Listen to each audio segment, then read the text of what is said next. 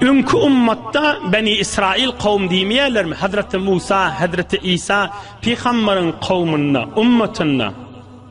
Ve aleme rahmet Muhammed Resulullah aleyhissalatu vesselam'ın ummatına ulamaların ağzında bir kep bağmış. Yani evren mana kepti de aydılacak bolyaha. Ünkü ummatında ulamalar şu kifayet yenmiştik de inni kaytacak görürün mi? Şi Resulullah aleyhisselam'ın ummatına kadar ulamalar bir mana kifayet yenmiştikler. Hatta bir tovar ulamalar aytiye şunu Resulullah da ayttı deyip. Näme kep? Ay talabilen yazık koymalı kep. Men arafa nefsehu arafa rabbehu. Özünü tanan adam Hudayını tanar deyiptir. Bütün ulamaların kefişi. Bütün danışmendi İslami'nin kefi. Belki bir tofarlı näme deydi? Resulullah'ın da aydın sözü şu deydi. Özünü tanan adam Hudayını tanar. Özün tanımak iki tüysüllä. Bira özün tanımak meni Allah adam yaradıptır. Meni heyvan yaratmandır. Men Huday bilen bolsam ruhaniyetim kavi olup perişteden de men artıkmaça. وَلَقَدْ كَرَّمْنَا بَنِي آدَمْ Allah bizi betersilikle diptir demek bila bir özün tanımak. İkilinci özünü, menziletini, öz makamını, öz halını tanımak. Öz yağdayını tanımak. Özüne näme kadimesizlik. Men bir ecil adamdırın. Men bir hiçtirin. 100 yıl bundan ozal yok. Yeni 100 yıldan yerine tevine girecek. Anriyim bäriyim belli deyipti. Ve hem men bir ecil adam men eyyame bende olmasın bolacak. Delliyse yine bir de özünü tanımak. Özünü tanan adam Hudayını tanar deyiptir. Bir misal aydeyelim. Qala al-Attabi rahimahullah marartu bid-dayrin فصحت يا راهب فلم يجيبني أحد حتى قلت يا صاحب الدير فإذا رجل قد أشرف علي فقلت له ما منعك أن تجيبني أما مغضمدن تقريبا 100 yıl sonra bir ulamaların bir ay diyer Attabi diyerler bir yerde bir sofa vardı. Madem şu halvatta şu düzde oturucu vardı, şunu ibadet ederdi diye. Yorum mana vurun hay cemaatla. On bir gün şunu bir göreyim, şunu ben oturuşayım yapardım diye. Sofişan deyip kıyırdım diye berdim. Hav deyip kellesini kaldırmadı, hiç tatdimedi, cevap vermedi diye. Ama bir halvatça yerde ibadet etpiren, bana dedim diye. Yine bana cevap vermedi.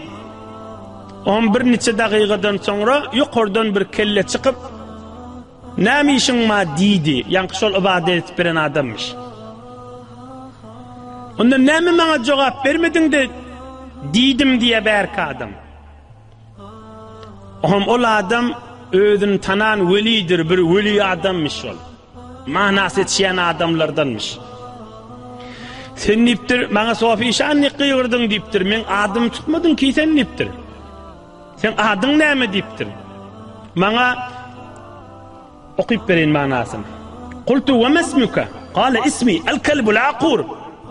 Bana yarak itti daydağı deyiptir. O bilay deyiptir, nämesin bey diyen deyiptir. Şu adamların arasına varam da dilim saklap bilemak deyiptir. Umumuna azab veriyen dilim minen deyiptir. Şu dilimi terbiyet vereyim deyip halvatta avade etip yatayım deyiptir. Şu özümü terbiyet vermesem mereke girecek derliği vatayım deyiptir. Özüm tanan velidir diyen adam şimdi. Türkmen talabilen yazık koymalı gürrününün bir şey. Atavahabalamız, ecimamalamız bir mana aydın kefi var da Türkmen näme diye? Özüm tanan velidir diye. Özüm tanan velidir diye. Azal dilim ma deyiptir, şunu saklabilemak deyiptir. Özüm terbiyet tafıp, dilimi yencip, dilimi terbiyet vermesem, mereka girmeyin hazır deyip ben deyiptir. Onu bir berka adam izine gaydı verttir onu. Özüm tanan veli diyerler de, asli cami-i beşeriyette, erheleyin arasında, enatana arasında, oğul gidin arasında, hemsayan arasında, ah mescidin içinde, ah mahallan içinde, riyasatta, mudiriyette ve beylikde oturulan arasında kanun şıda adam öz halını tanıymak. Bir erhileyin arasında bir zinana ilerler öyün hemmi vurrunun öz eye olacak bolsa zendigine narahatçılık dörüyor. Bir zinana öz halını bilmeli. Men şu öyün zinanası öz haddini çeli dehalet etmeli yerlerde dehalet etmeli. Eyni çıkıp erkek de şeyler. Eğer öz erlik halini bilip men şu öyün erkeğidirin deyip bir neçe vazifesini özüne geçirse zinanıdığını bilip de men şu öyün zinanasıdırın öyün erkeğe demen deyip de bir neçe yağdaylarda özün raayet etse ya oğulgıydı men öyün ulusa demen öyün körfü oğlu ya orta oğlu ya ulu oğlu ya arasındaki men özüm öz halim bilsem deyse hala derdi dünyadan geçenden sonra hala derdi baka. Hala derdi dünyadan geçenden sonra hala baka. Ama dert yok buluyor ki her kim öz halini tanıysa. Her kim öz yağdayını bilse. Ya medreselerin içinde, ya hücrelerin içinde, ya mescid cemaatin içinde. O sen azançı de, nemetçi kim bir yerde azançı vardı? Dersleşip, davalaşıp yürüp. Azançı değil ki sen. Yıllı bir gidip gurrunuz azanın vakti vardı, azançı bilin. Ha şeylemiş, şeyli demiş, sen bernaman şidirmiş. Günlü dava etmeye sen halın yok ki azançı değil ki sen. Her kim öz halını öldü bilmek gurrun abi. Adam özünü tanıyıp da öz haddinin eve geçmese camiye islah oluyor ki.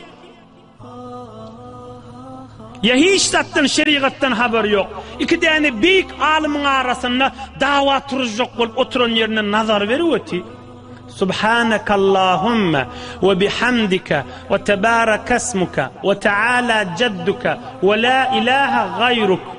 Men şu ulu milletin arasında Hudayi müşahede edip şol adam yankı Subhanaka'nın manasını bilen akta özü. Oturun yerine nazar veriyor, nazar veren mi oluyor ki? Mahvaredeki bir kimdiği tanılmayan, ustadı kim, terbiyet veren kim, şayet hatta anırdaki oturan Müslüman kepler duran kafirdiği belli dedi. Meğer Armenius van biri geçmedi mi? Macaristani dervişi duruğun mol 12 yıl Türkiye'de okuyup alim mol Müslümanların arasında girip casusiyet küçükmendir mi neme? Hiçlerdi bilmediğin gelin nemetçik nazarı verip yürüp büyük adam, büyük alim, büyük pirlin iyidinden ol buradaktır, ol kafirdir, ol nemedir iyilerinden keplep nemetçik bitirip nazarı verip yürüp öz halın tanıyman görürünü kadrin bilen adama ak nesihattır, kadrin bilmedik adama kuluğuna talağı kak dükköy verer. Yani deslatta da ettim, bu tayı üşüp gelin okuyayın diyileyen yer değil, şu meclis. Dinin manası düşünüleyen yer. Bu bir kepler aydılanına kıyamet şiyaka tutulacağı yada salınıp aydılayan mana görürünler. Öz halını tanımak mana görüründür ha. Yankı betbahtı ödünü peygamber diyor ki öğünür eşek yıkılanlar. Bir kıdani kitap mutala ettim. Yemin bir kıcelesi oturdum deyip bir kitap mutala eden ne olsa, bir kıcelesi şirke eden ne olsa bilenini öğret halka nemetçik onun bunun ayağına tayak oklayacak bolup yürüp. Nemetçik onun bunu yamallap dini eval küçük bolup yürüp. Hani hayatı, hani yüzünün suyu, hani Hudaydan korkması. Özün tanımak manası, öz halın bilmek manası. Beni bu adamı özü, yankı özün tanan velini özü. Şu dilim ma deyiptir, gürünü avu dil aytyan deyiptir, şimdi terbiyetlere inip, şu özümü otoçuk kalp içinde otu iniptir. Yine iyiden alıp gideylin. Bir hemme yerde gerek görürün. Yan ayttık da erheleyin arasında da şeyler. Zinanı öğden ayağın öğrek kerrek bassa bir yadat yerini. Kerrek görürüne gir işte heleyin yadat ye. Oğlun şoğunu yadat ye. Enatanı yadat ye. Öz halini tanan veli da. Ahmından ağırda nezir açıklığa ve itmali. Türkmen doğan çıkmamızdan çirim. Din, mana, zindigiň ýoly, ibadatyň ýoly, Allah'ın tanyman ýoly.